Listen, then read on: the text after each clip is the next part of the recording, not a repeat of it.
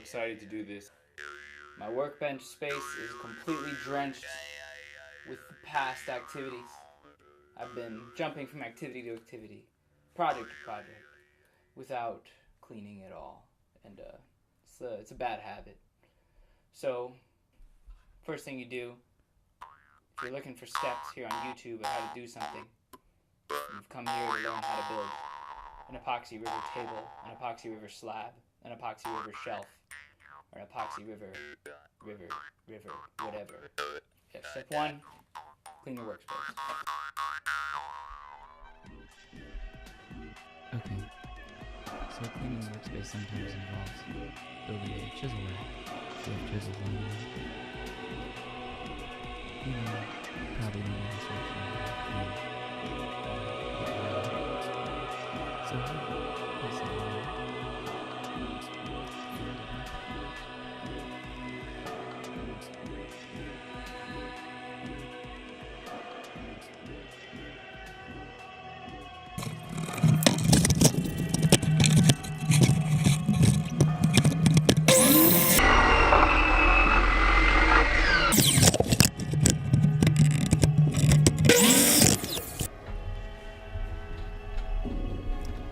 planing.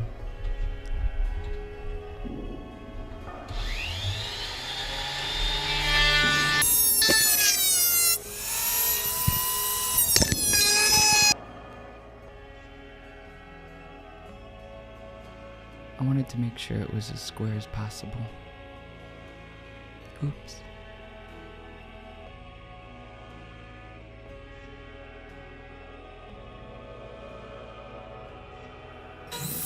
If you're watching this video and you do this kind of thing, don't cut your fingers off.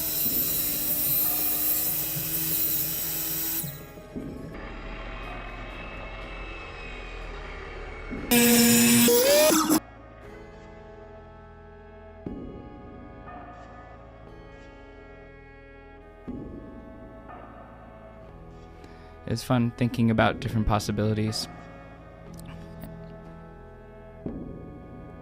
Building the mold, I used some melamine I found in the trash and cut it to size so that it would have a box big enough for the amount of epoxy I wanted. I was really precise about getting this square, so here I was making sure that these side edges are totally flat so they fit up against the edge of the epoxy mold, which might have been a little bit of overkill. And I really went all out building the mold, even though it's kind of destroyed. I wanted it to look nice, so I even countersank the screws, which is totally unnecessary. Essentially, all you have to do is build some sort of mold that particularly has something the epoxy won't bond with, so something non-permeable. In this situation, I was using melamine that has that like plastic coating, and I used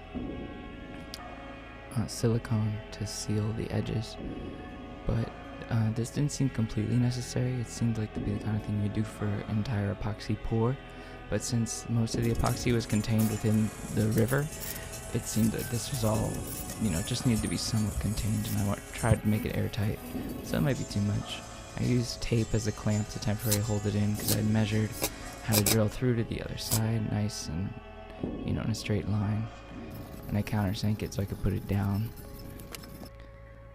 And then I silicone the bottom. Once again, this would probably be more of a necessary element for a complete pour, not something that's contained within the river, because I looked at, and I saw that the epoxy didn't go that far. As long as it's nice and close. I made sure the bottom was super clean. I use Ecopoxy, which is a great product. Here's how I get a 2-to-1. I measure a cup and I get 1. Then I pour that cup in another cup, and then I measure another 1. And I pour that cup in another cup to get me that 2-to-1 ratio markings.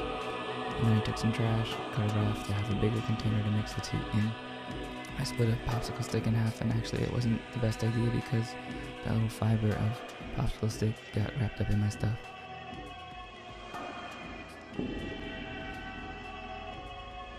Mixing.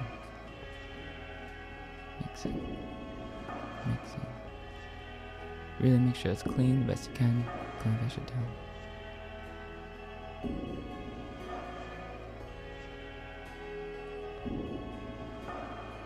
I did something a little impulsive here. I used magic bronze dust.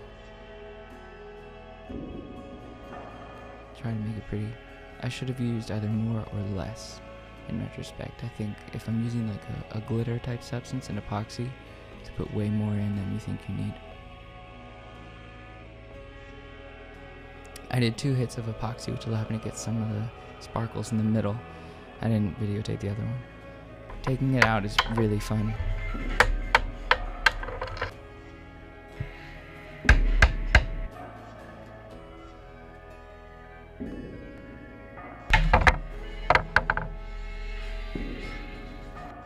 had a lot of sanding to do. For this particular piece, I don't know if I'm gonna make it into what, I don't know. So I only sanded one surface all the way down because all the epoxy that leaked on the edge, I had to sand it off there. So I guess going for the cleanest pour possible will, save you a lot of work with sanding. And I had some of the pock holes kind of things, and I wanted to seal those up. So circle them, mix the 5-minute, not ecopoxy, squish it on in those holes. More sanding. Different grits. Protect the ears, protect the breathing.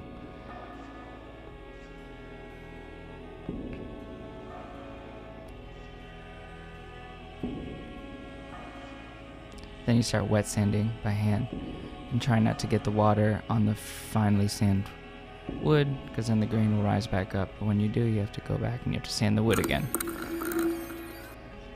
And when you're wet sanding, you really start to see it come through, and it's such a surprise because it's so fuzzy. And then we move on to buffing, which is really when it gets glassy. I don't know too much about buffing, but I like it. Then I add some Danish oil by Watco.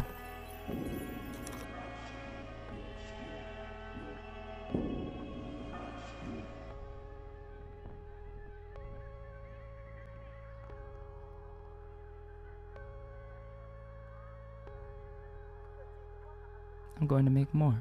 I really enjoyed this project, and I'm glad I'm in a situation where I can share it with you.